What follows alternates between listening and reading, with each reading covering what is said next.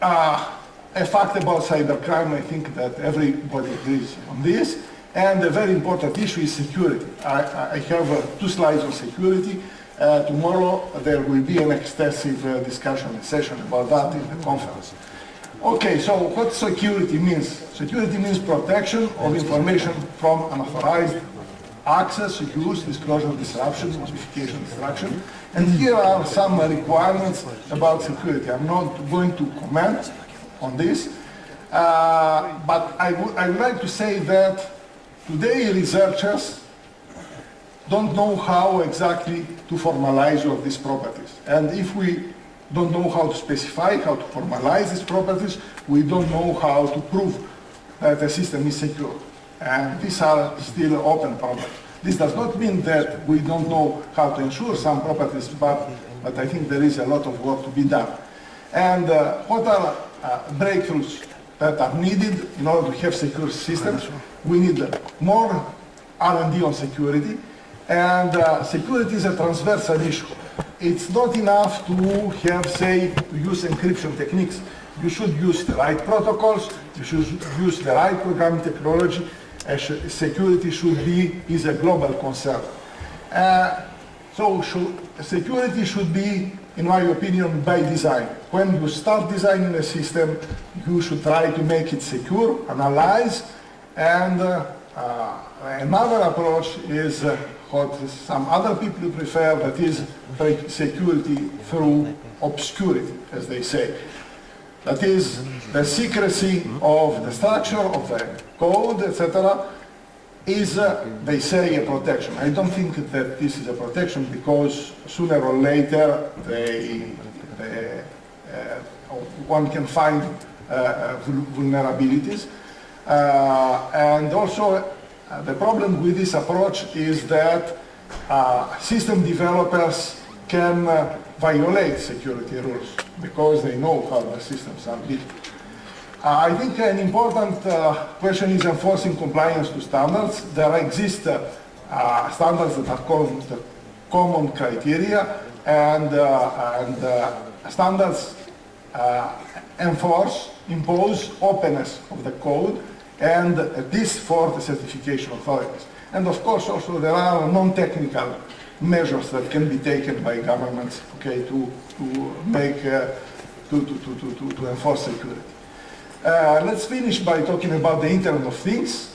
This will be the result of the convergence between embedded systems and the Internet. The basic idea is to use the Internet protocol for interaction between humans and embedded systems, or for interaction between embedded systems. Let me be more concrete.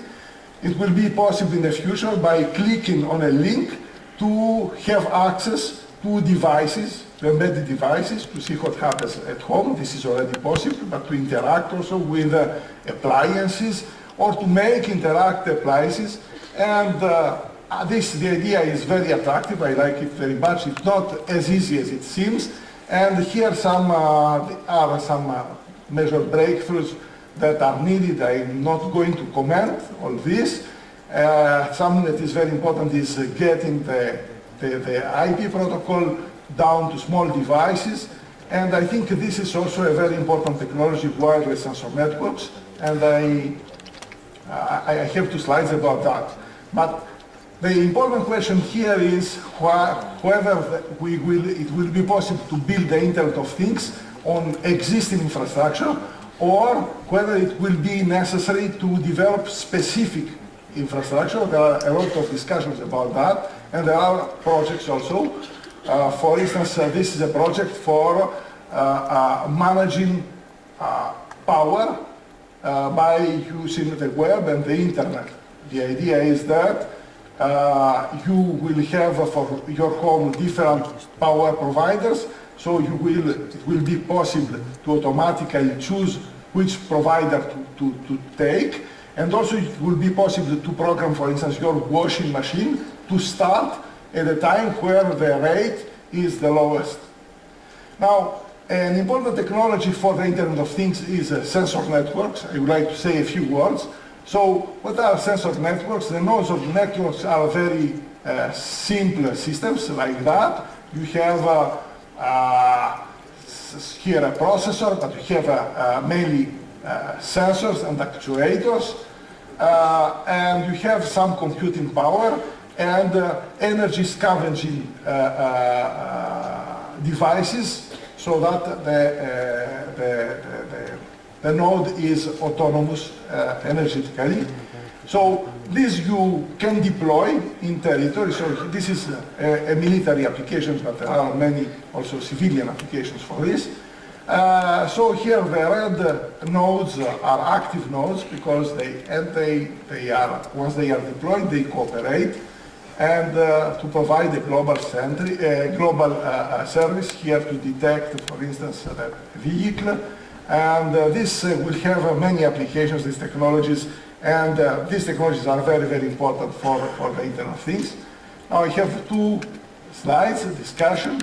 These are non-technical slides. I think an important issue for the web and the Internet is freedom.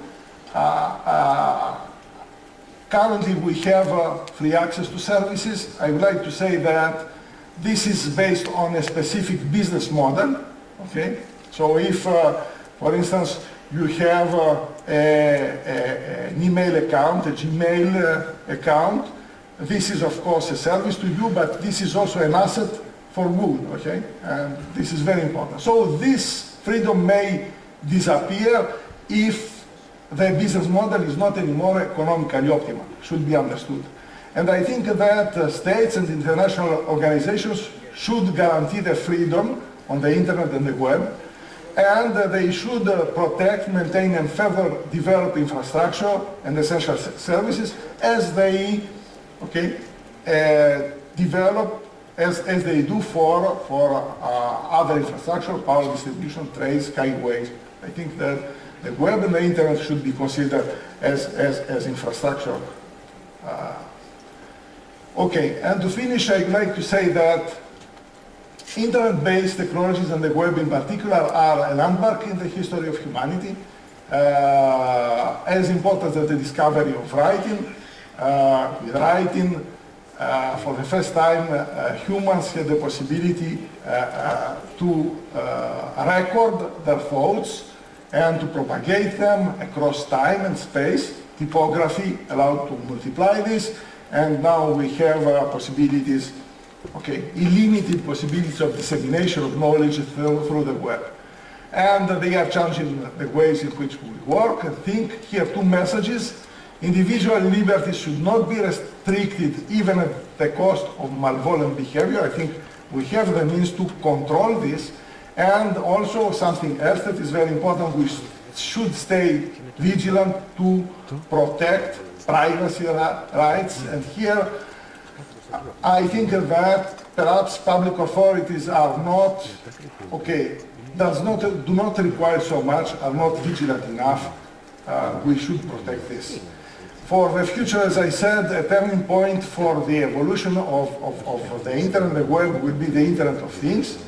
And I mentioned the possibility to develop domain-specific interests. I will close here by saying that these are very important challenges, exciting challenges. Meeting these challenges will require the development of technology, but also, and I tried to show this, the development of basic research. And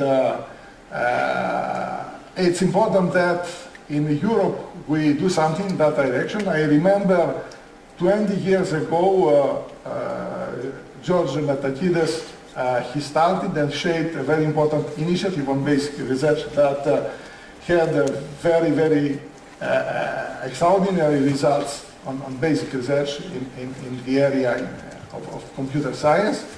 I think that we should undertake a similar initiative in the area of the web and Internet-based technologies if we want to catch up with countries like the US. Thank you for your attention.